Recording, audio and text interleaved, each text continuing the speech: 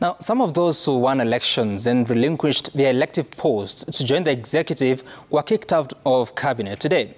Some big names are among the biggest casualties of today's dissolution of cabinet.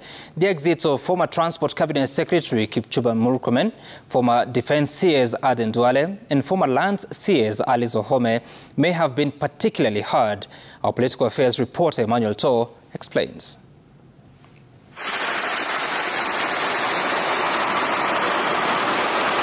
Abraham Kithure Kindiki, resident of Irondoni village in Tharaka Nithi, former Senator Tharaka Nithi and the immediate former Cabinet Secretary for Internal Security, one of the most sensitive dockets in any administration.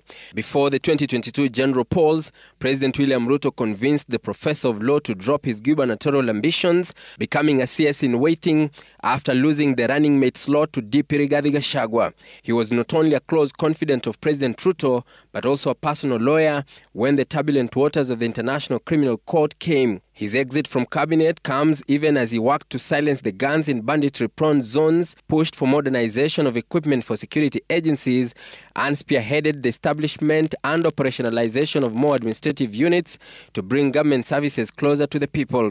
When he took over the leadership mantle in September 2022, President William Ruto acquired the services of Professor Njuguna Ndung'u to try and turn the fortunes of the country's economy, which was in a sickbed. The soft-spoken professor, although a technocrat, had served as the governor of Central Bank for the 2 terms from 2007 to 2015. But as they tried to come to terms with the shocking changes, those who were elected, sworn in and then resigned to be a part of President Ruto's cabinet seemed to be the ones hardest hit as they burnt their fingers in the process. There's a lot we would have achieved, Mr. Speaker, had we sorted the problem of relationship between this House and the National Assembly.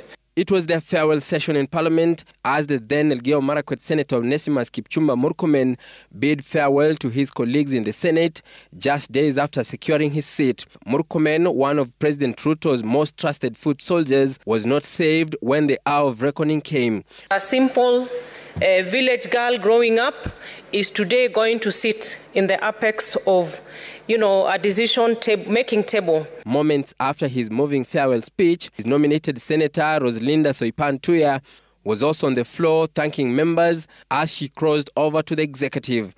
A few meters from the Senate, their colleagues in the National Assembly, led by the then Garissa Township MP Aden Duale, was also making his last tributes as a member of Parliament. Duale, who is on record saying he would retire from politics if Ruto became president, was however on the chopping board Thursday. Others are Alice Wahome, who had only secured her 3rd term as the legislator for Kandara, moving into the turbulent waters of the Ministry of Water and Sanitation before concluding her tour of duty at the Ministry of Lands. Others are former Public Service and Delivery Management CS Moses Kuria, former Sports CS Ababu Namwamba, who was preparing to take Kenya's team to the Paris Olympics, also suffered the blow. Former Tourism CS Alfred Mutua, who was the leader of the Maendeleo Chap Party, is also in the serious casualty section. Others who are left dumbfounded include Information, Communication and the Digital Economy CS Alice Wahome, who was the sole CS in Ruto's cabinet from the Luo Nyanza region. Emmanuel Tor, Citizen TV, Nairobi.